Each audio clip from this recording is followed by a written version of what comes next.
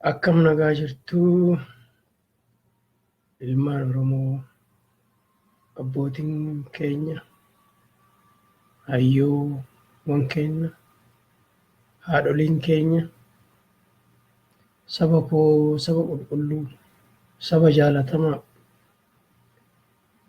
saba oduu qabuu akkana dhabee ta'ee, saba oduu jiruu akkana hin jiraanne ta'ee, saba beekaa ta'ee oduu jiruu akka wallaalaa ta'ee, saba addunyaa irratti silaa beekamuun isaaf malu addunyaa irratti wallaalamee jiru. Mee akkam nagaa keechanii? Oolman nagaa, waariitu nagaa,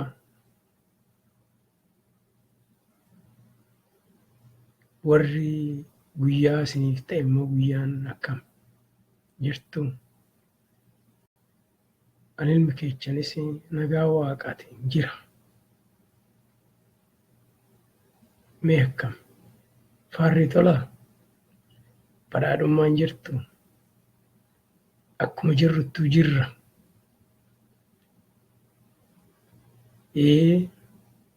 Jiranii jiraatani. Yoo jiranii immoo jiruun tuffatanii jedha warri keenya. Maaliif yoggaa deeman kaa tanaayyuun arganii miti ree? Kanaaf akkas jedhani. Abbootiif akaakileen abaabileen keenya akkasitti galgala taa'anii waaree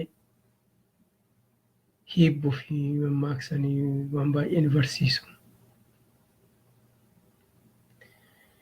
Biyya lafaa kanarraa namni baay'een deemee yoggaa joorii jambaree waan baay'ee arga. Kan biyyatti hin qabaanne immoo biyya hambaa keessatti qabaatatti fakkaatu ta'a. Mee akkam faarri keechan tolaa jirtu? Har'a wanni dhufee fi waan xiqqoo muraasa mataa koo keessa jiruu fi waan natti fakkaate ani ilmi keechan tokko waanan beeku akka waliin hirmaannu fedhufe. Yeroo ammaa kanatti namni keenya tokko muudanii nuuf dhiyeessanii nuuf kennanii fuuldura keenya kaanii asiif gada ari'aatoo jiru. Akkuma tanaan dura waa'ee gabrummaadhaa dubbachaa ture. Gabrummaan hamtuudha ilmaan ayyaa.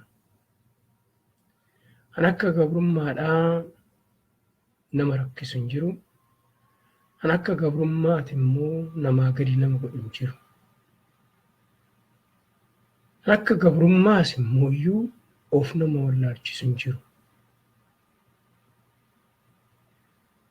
Waan nama gammachiisus hin dhageenya biyya keenya. Waan nama gaddisiisus immoo ilaallaa ija keenyaanis hin argina. Namoonni tokko tokko Doktor Abiyyitti daluu malu, aaruu malu. Waan inni jedhu irratti, waan inni lafa kaa'e irratti, waan inni dubbatu irratti an gara kootiin akkasittis ilaaluu hin danda'u. Waan baay'eetu jira. Ani ana biraanuudha. Ofii kootii akkattiin ilaaluun, ilaalchan ani ilaaluun akkana jedhe. Namni kuni mana namaa keessa jira. Namni mana namaa keessa jiru abbaan manaa suni jedhe duwwaadha godha malee ofii isaatii fi dandeettii isaatiin, ogummaa isaatiin wanni inni godhu hin jiru. Akka lamatti fuula sadiittiin qoodee ilaala. Tokko yeroo namni tokko irbuu galu haala inni itti irbuu galu irbuun sun maaliif akka taate eenyuuf akka taate hubachuutu nurra jiran maali? Namni kun hirbuu kan galee fi qabee Oromootiif yookiin immoo duudhaa Oromootiif miti kan gale. Inni kan galeef nama tokko tajaajiluudhaaf wanta namni abbaan itti kenne sun isa hangeessa sun afaan isaatii baatee dubbateetoo jira inni ana kan hangeesse EPRDF'dha jedheetoo dubbatee jira. Oromoon kan hubachuu irraa kan ka'e hubannaa sanii warri adeemsi isaa ilaaluu danda'e dhugaa ba'uufii danda'u. Warri kun immoo suduudumaan callisaniituma girrisu. Waan baay'eetu jira. Namni hundi qixxee ilaaluu hin danda'u. Hunduu garagaraa ilaala. Kanaaf inni hirbuu kan galeef saniif hojjechaa jira malee Oromoodhaaf miti. Wantoonni isa kumannuuf hin jiru. Ofii isaatiifuu gabrummaa jala jira obboleessi keenya. Obbolooyyin kenna. Warreen kun guutummaa guututti yeroo ammaa kanatti EPRDF jala warri jiran yookiin ilmaan Habashaa jala warri jiran hanguu harkaan qaban. Maaliif gamtaanii guutummaa guututti isaan urgeetoo qabeetoo jiru wanti waraanaa isaan bira dhaabbatee isaan tiksuutti kan qaban. Tikni tokkollee isaaniif hin jiru. Kan isaan gargaaru hin jiru. Wanta qeerroon ta'inii gadi. Isaan immoo waa'ee qeerroodhaa dubbachuudhaaf warra waan baay'een isaan jalaa dhokateetu jirudha. Waan Oromummaa kana dubbachuudhaaf wanna baay'een isaan jalaa suduudanii dhokateetu jira. Arguu hin dandeenye. Nama waan argine, nama waan hubanneen akka hubatetti ilaaluun nurra jiru. Isaan bilisummaa barbaadu. Kanas immoo bilisa kan baasu nuyi qaroo Oromooti. Warra bara 1980 keessatti fulaa tokkotti boolla takkatti awwaalamani. Waa'ee eenyummaa isaanii warra beekan ogeeyyan qaroo saba Oromoodha. Shinniga keessatti warra akkasiiti bilisa isaan baasuu kan danda'u. Warra of beeke. Warra of beekatu waa'ee ofii hoggaa beeke waa'ee saba isaas falmachuu danda'a. Waa'ee biyya saniitis falmachuu danda'a. Namoonni tokko tokko kan akka doktoroota jedhamaniitoo yaamanii wangeela lallabanii yoo hubannee ilaalle baay'ee tokkoon gadda warra saniif ani gaddatu natti dhaga'ama waa'ee isaaniitiif. Siidaa aannoleedhaa fuuldura isaanii dhaabanii argisiisanii raawwataniiti maaliifii kunii kan ta'uu irra jiru? Akkami wanti Oromoon irra gahe addunyaa irratti mul'achuu irra jira jedhanii falmatu. Dhala Oromooti warri kun. Wallaalummaa akkana isaan godhe. Doofummaan badduudha yaalmaan ayyaa. Kan akka doofummaadhaa addunyaa kanarratti ilma namaa micciirtee harka duubatti galchitee sakaaltee lafa keechetoo itti taphatu hin jirtu. Gabrummaa fi doofummaan takka garaagarummaa qabu. Amantiin ilma namaatu uume. Waaqni nama uume. Namni silaa amantii odoo uumuu baate addunyaa kanarratti ilmi namaa hunduu suduudan jaalalaa fi gaarummaan jiraataa ture. Warri amantii immoo akkuma katabamee lafa kaawwamen ilma namaatu katabee kana beeka. Maaliif? Akka yeroo sanitti warra saniif warra bulchisaniif warra suduudan qabeetoo ilmaan namaa mataa micciiree kara inni itti barbaadetti adeemsisaniif lafa kaawwameedha. Sanis immoo kan godhe eenyu? Kuushirraa nama barateedha. Muusaa kara lachiinuu silaa sanii ta'uun irra hin jiru ture. Wanni kun hunduyyuu maal argisiisa? Dogongorri yeroo ammaa addunyaa kanarratti deemu sun achii eegalamee as ga'ee nurratti illee hunduyyuu deema. Kun hunduyyuu deema. Keecha ammoo nuyi hin taakkina. Eeyyen hin dabarra.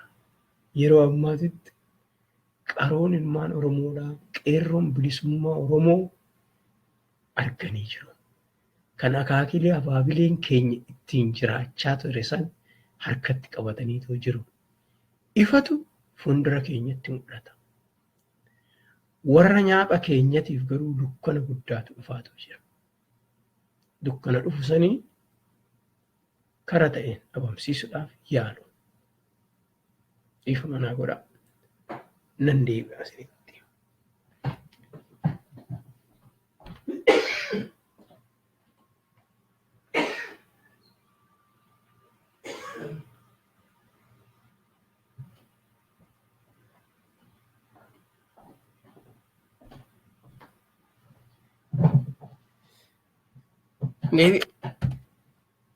Eeyyan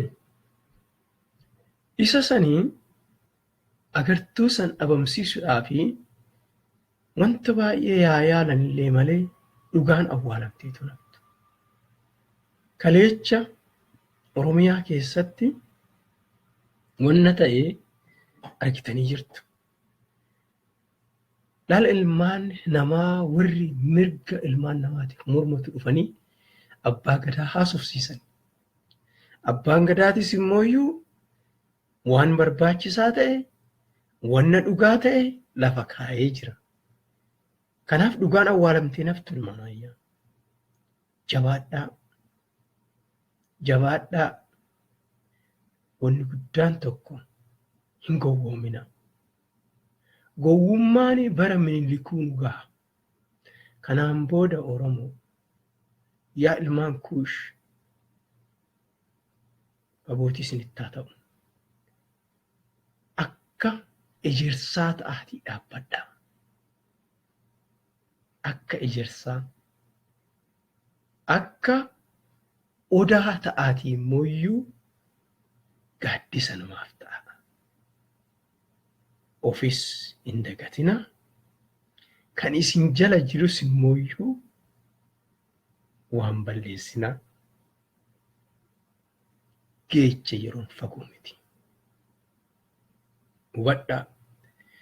Adeemsa diinaa hubadhaa akka gaariitti. Diinni nu qabateetoo jiru kuni ummata wanna laayyootti ilaalamuu miti. Hubadhaa. Tafkiinuu barii sireerra nama kaaftee ilma namaa kan ija lama harka lama miila lama qabu dhiisati. Walitti gurmaa'ee warra deemu dhiisati. Kan keecha keenya jiruuyyuu rakkisaadha. Miilumti keenya kunuyyuu nu xalafee lafaan nama dha'ee ilkaan caccaba. Kana hubadhaa. Garuu cimaa. Dhaamsa guddaa tokko immoo obboleeyyan kootii fi hannaannoo Siyaatilii fi Waashinteen keessa jiraatan akkasumas immoo Minisootaa jiraataniif hin dabarsaa. Waliin naagaa jaallatamoota fi jajjaboota qulqulloota ilmaan Oromoodha. Wanni wayyaaniin ergitee obboleeyyan keenya asitti ergitee obboleettii keenya asitti ergitee sammuu keenya raaftee isaanitti garagallee akka isaaniif jilbiiffannuu fi nu godhu tokkollee hin jiru. Nutu waliifi malee isaan nuufi miti kana hubadhaa. Obboleettiin keenya tokko Siyaatil kana dhufti jedhan nama jabduudha jedhama. Eeyyen jabduun oggaa dhuftee urbuu keessan isiniif galteedha. Lafee abaabilee akaakilee keechaniin gaafa isinii kakatteedha. Eeyyen jabduudha isiniif. Malee jabduu miti. Laaftuudha. Gargaarsa keenya feeti.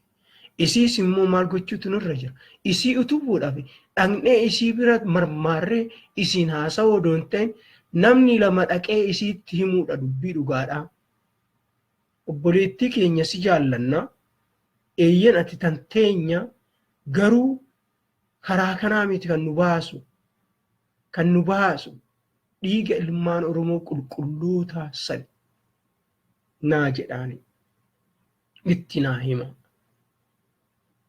Dhaqxanii qabsoo keechan hancal qabdan irra caalaa warri qabsoo kana eegaltan kan akka Jaarraa Abbaa Gadaa, Jeneraal Waaqoo Guutuu eecha akka kaatan ilmaan sikkoof mandoo han itti madooftan itti caccabdan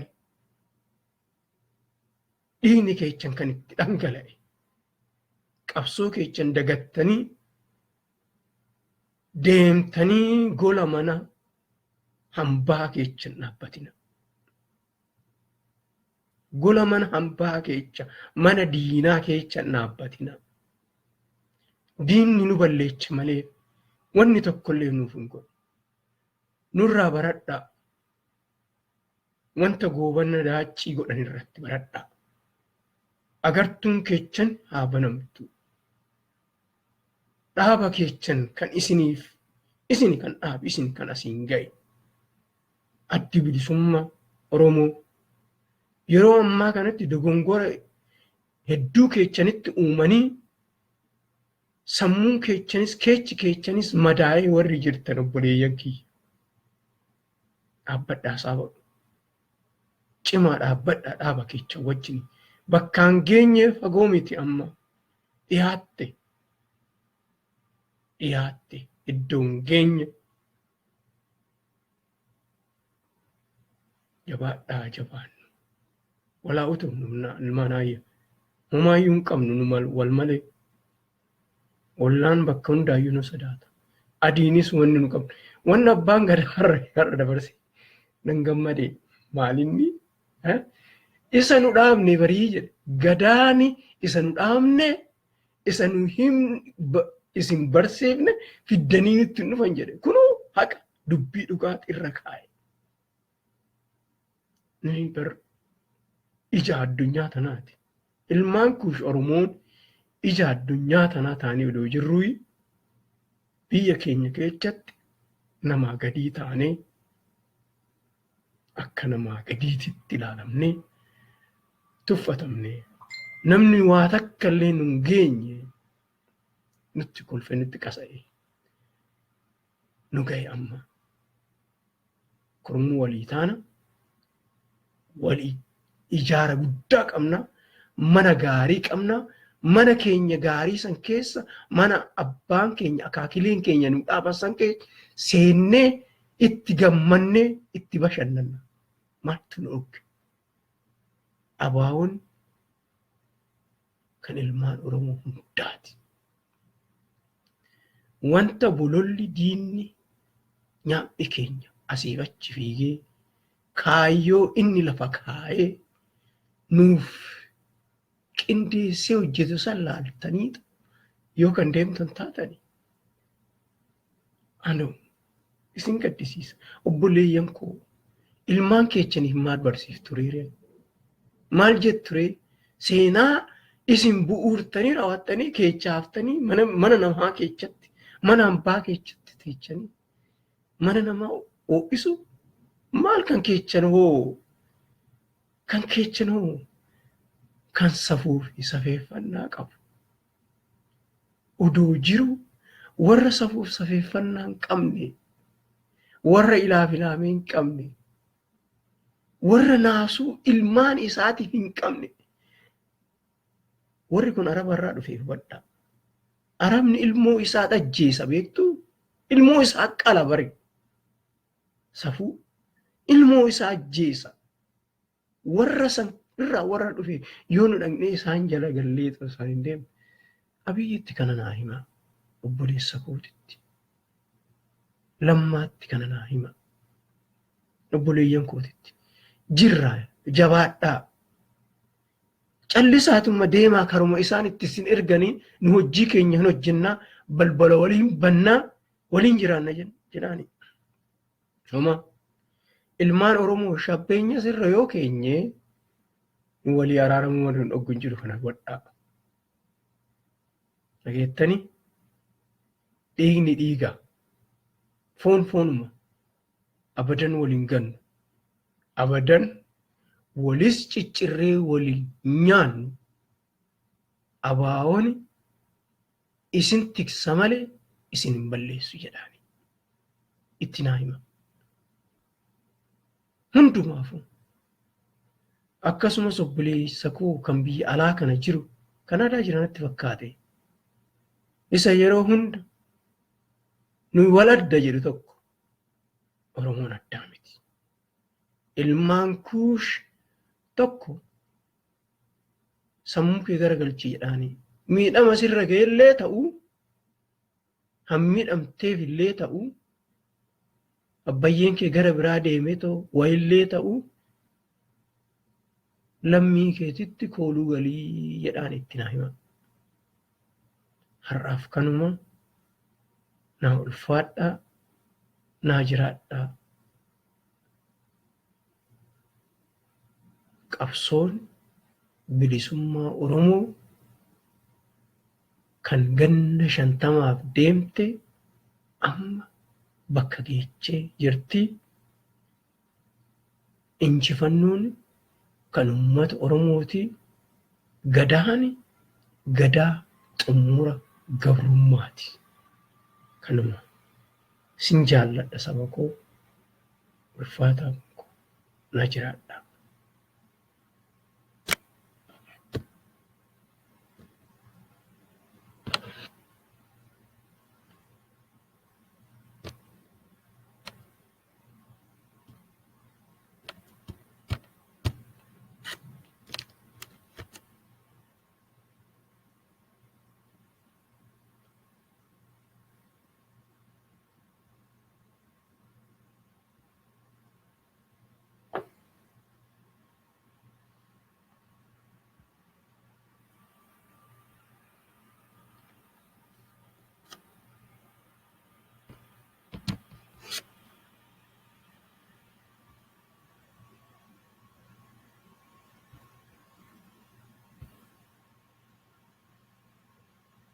Dhiifama